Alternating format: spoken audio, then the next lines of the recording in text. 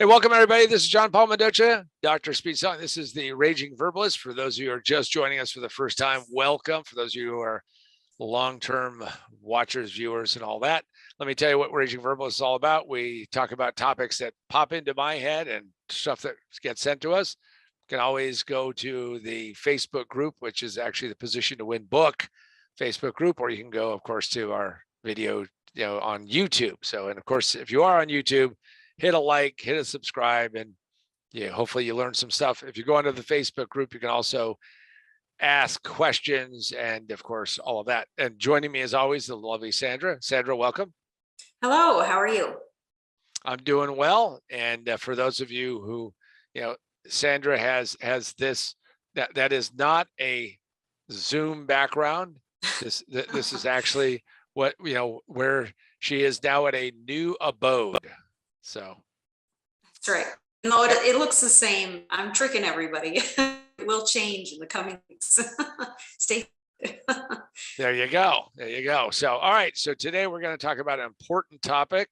And of course, for those of you keeping track, this is number 139. And this important topic is all about cell phone carrier war. So Sandra, kick us off.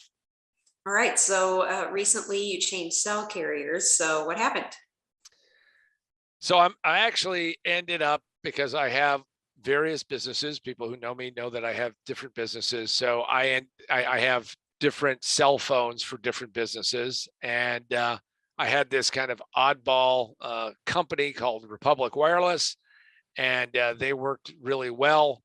And they were bought out by Dish Network. That's the little Dish guys that are trying to compete with DirecTV. They realized that maybe they want to be in the cell phone business, so they bought this really strange carrier, and essentially made the deal I had wasn't going to work anymore. I mean, things just started crapping out and failing, and clearly they hadn't thought about the ramifications of what that was going to look like. So Republic Wireless, who the heck are those guys? And I thought you were on Verizon. So my main line, my daily carrier phone was Verizon, but Republic Wireless was an oddball company. Again, I have used so many different types of phone services in my life, it's not even funny. And the issue is that these Republic at the time, Republic Wireless kind of showed up on my radar, and what they allowed you to do is that the phone had special software. You had to use an Android phone in the beginning, but had specialized software. And what it would do is that it would connect to Wi-Fi long before the major carriers were doing Wi-Fi calling. And if you could get a good Wi-Fi signal, you could use this thing anywhere in the world. And that turned out to be a big boon, because at the time, if you were using any of the majors, AT&T, Verizon, and you wanted to use it, let's say in Spain, what would happen is that you would actually have to go and use the world plan and do all this other stuff. Well, you could actually take a Republic Wireless phone, go to Spain like my business partner did, and connect to the Wi-Fi, and his phone would just act like any other place. So you could just literally dial his 10 digits and get him anywhere, and he could call anybody. So that worked great because it made the world borderless, if you will. Now, didn't make it perfect. And then they tied into Sprint, so you were kind of like an orphan child on the Sprint network, but that was okay, because that wasn't what it was. That was not what you used it for primarily. And it was a great service. They had a lot of interesting quirks to them, and I think they built probably a pretty loyal following. However, as soon as Dish took over, all of that specialized Wi-Fi, use it anywhere, they just basically started blocking that and shooting that in the head. And by doing that, we said, I got to figure out something else. And why didn't you move all of your lines to Verizon? So I had joined Verizon because at one time I was down to, just having a kind of a weird carrier. Because again, I have had, you name strange carriers, I have probably had them. And I was traveling, and I was outside of range for so long that I ended up getting Verizon. And I stuck with Verizon because they had a really great network, still do have a great network, but their prices kept going up. And I kept saying, wow, I've got too many phones. So if I'm going to move them all to Verizon, what's that going to look like? And when you ask Verizon to do that, the first thing they start doing is, and this always makes me nervous, kind of reminds me of the big bad wolf, with Little Red Riding Hood, is they start salivating because I'm going to move all these lines over. And just the price was just crazy. And the other thing is that I was using my Verizon phone and I had a hard data limit, because every time you wanted to add something, and by the way, this is true, I don't know if it's true by the time you watch this, but you can't have different plans for different phones. And that didn't make a lot of sense to me, because some phones don't need as much as other phones for me. So that's why I decided I had to go hunt for somebody else. And I actually made the switch to T-Mobile.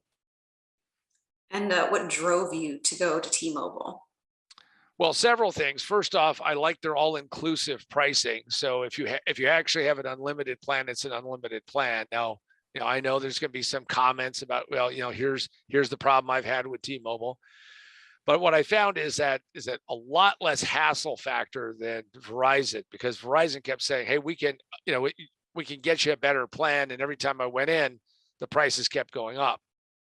And since I had so many phones and so many lines that I had to do, the T-Mobile people ended up working out really well. And the other thing that had happened is that I actually had some, social proof that T-Mobile wasn't just the, stepchild. And two things happened. One is I asked people I trusted who actually kind of use the phone. And one of them was actually Sandra. And I said, Sandra, you were on Sprint and then you got absorbed into T-Mobile. Has that actually improved things? And her answer was yes. Talked to other people who had gotten onto T-Mobile, and it appeared that T-Mobile was actually improving things. And since they merged with Sprint, and that was a really big plus. So what drove me to them is that was number one is social proof. And number two is the fact that I started looking at how they implement, 5G, and though it may not be as fast as the other guys, it seemed to be in more places, and ended up converting all of my phones over to T-Mobile. This is, they're not sending me money. By the way, if you're out there and you're in T-Mobile land and want to send me money, get a hold of us. Send me money. But the most important thing was the fact that T-Mobile, in my mind, had improved enough that it made sense to do that. And that actually speaks to something that all of you should be thinking about when you're building your business, building your career, building whatever you're going to build, is that something that we talk a lot about. In most businesses fail in the first 5 minutes. It just takes them 3 to 5 years to realize it, position to win. Part of their position to win strategy was this all-inclusive nature of the offers and deals. Now, since I've been using cell phones since 1987, I can tell you I've been through lots and lots of different companies, and it just appeared that T-Mobile had finally kind of hit that tipping point for me and got their act together, clearly by adding in the Sprint network and kind of folding all this stuff together. That worked. So I really believe that according to my own, what I write in the book, is that you could actually get some better ideas and pivot, and they pivoted enough in the positioning, and I went for it. Also, by the way, you can get the book from Amazon, Barnes & Noble, Books A Million, wherever books are sold. You can go to positiontowinbook.com, positiontowinbook.com if you want to get it inscribed and get my John Paul on there. And you can also get it digitally by going to Kindle, Nook, or Apple Books. Also, if you're interested in how to do the virtual world exclusively on Kindle, we have the second book, which is right there, Remote Work for a Better World. Check it out. I think you'll get a lot out of it, and move that along. On positiontowinbook.com, we talk about a variety of things, not just the book, and there's some freebies for those of you who are out there. All right, Sandra, what is the next question? What are we talking about? All right. So what was the worst cell carrier you've ever had? So I've always been an experimenter. Obviously, I had Republic Wireless. Like nobody knew what that was. I mean, it's like some kind of weird thing. So probably the most interesting one is that Sprint PCS came out. I don't know what PCS, but maybe PCS is pretty Pretty something. crappy service. Pretty. There you go. There you go. Yeah, that's why we have her around to help out with these. Pretty crappy service. And I bought it, and they said, listen, you can take it home, you can try it out. You don't like it, you can bring it back. Well, it took me like 24, 48, 72 hours to get it back to them and say this is not going to work. I couldn't even get a phone call through. I thought I was transported back in time. And it was cheaper, but it was really, really lousy, and it really sucked. And and again, I always buy phones. I need them to work. I know I do something very odd that some of you may not do, which is I actually do phone calls on them. And to me, that was one of the most important things. Is if you can't do a phone call, then you got to go. You just got to go. All right. Let's see. What other oddball cell companies have you had? So before anybody who knew who Nextel was, and by the way, Nextel did get absorbed into Sprint at one point in time, which is why I left them again and moved other stuff over. But what was interesting is that Nextel, in a time when phone companies, if you talked for 10 seconds or 20 seconds, they round it up to a full minute. And Nextel figured out that they could get some traction in the market by doing two things. Number one is that they would charge you by the second. I mean, we're talking about computers. Computers use milliseconds. That's 1,000th of a second. So, it's not that hard for them to figure that out. And then the second thing is that there were absolutely no roaming charges. For those of you who don't remember when the Earth was shrouded in darkness from the cellular level, we had this thing called roaming. So if you went out of your area, you were roaming. So there was not only a charge for the time, but there was a surcharge from the network that said, "Oop, you're on our network. We're charging a surcharge because you're not part of our network," and away you go. And I have no idea how much the phone companies made off of that thing, but somebody was making some dough. So Nextel actually came about because I needed something that didn't have roaming charges. And without a doubt, that was an oddball company. And they also had like a walkie-talkie feature. At one time, I had a team of people, and I had, I think, 7, 8 different Nextel phones, and we could walkie-talkie to each other. And by the way, that didn't count towards your thing.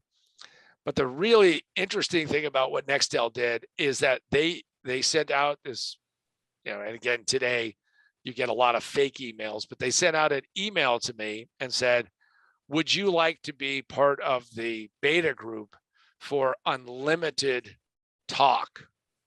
And I said, sign me up. And by the way, you could, each line, you could have your own level. So I signed up and I got into that program. Now you had to agree.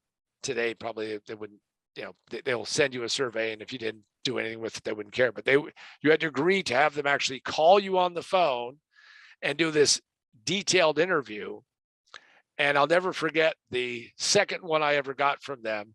And the guy said, last month you clocked in at 4,000 minutes. Are you like standing on the street corner and handing the phone and letting people make calls with it? And I said, nope. It's unlimited, because by the way, once you go to something that's unlimited, just like with having the T-Mobile and having no data caps, is that wherever I'm at, if I have a signal, I'll do things that I would not have done under Verizon because I'm always worried about going over. And the guy said, okay, so you're using it.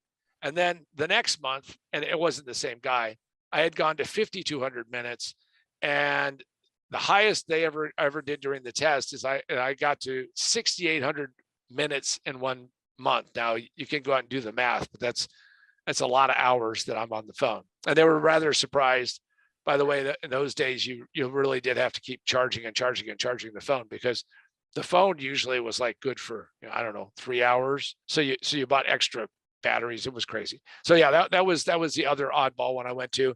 And then true to form, they got bought out. And the guy, Bruce McCaw, who started it, got another bunch of dough, billions of dollars or whatever he got.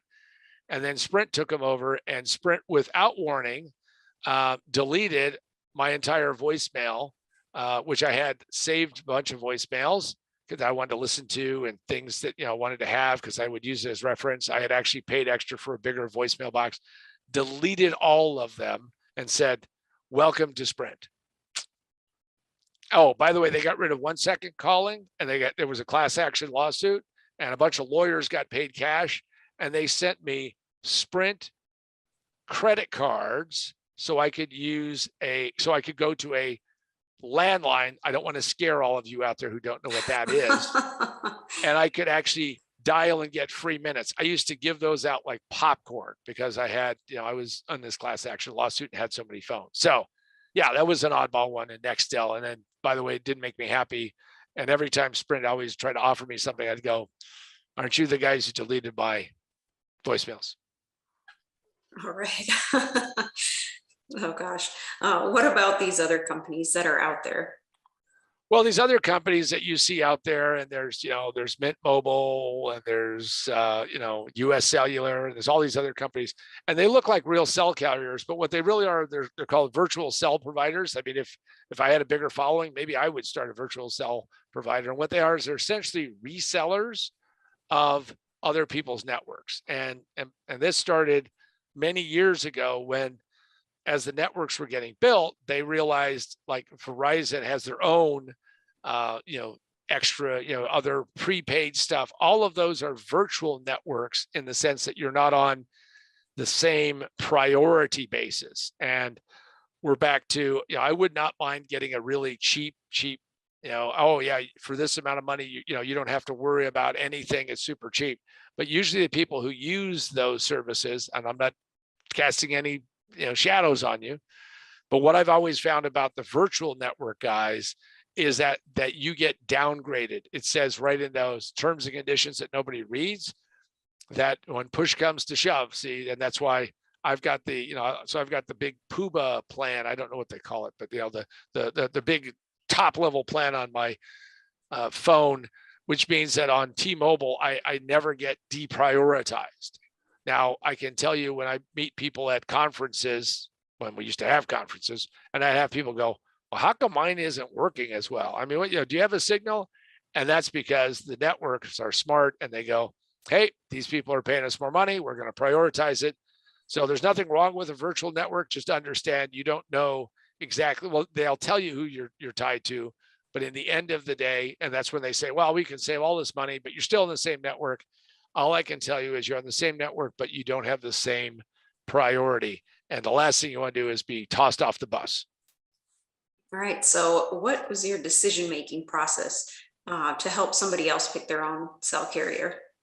So the first thing I would say is that you have to ask yourself, what is the most important for you? Is it having, are you going to talk on the phone? Are you going to do data? How are you going to do texting? What are you going to do?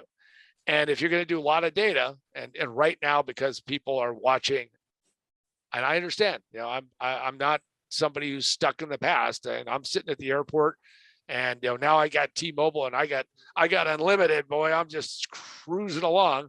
So I'll have, because I have more than one cell phone. I always carry at least 3 cell phones. So I'll have one cell phone that's running video for me. I got another cell phone that's doing this. So you got to ask yourself, what's the most important thing to you? And if data is the most important thing, then you got to make sure that you have the highest priority and unlimited data, because you don't want to ever get blasted over that. Second thing that I would say is that you want to look at the cost, or you want to look at total cost. One of the reasons why both Verizon and AT&T were not as cool for me was the fact that they, you pay, everything is a markup. So you pay for your plan, then they have, this tax and that tax. And then you've got the, it's St. Swithin's Day somewhere fee. I mean, I just had gotten so used to Republic, because Republic just had, and it was an oddball number, but they had just a fixed fee, and T-Mobile have that for me. So lay out the matrix, see which ones make the most sense to you, see what you want to do.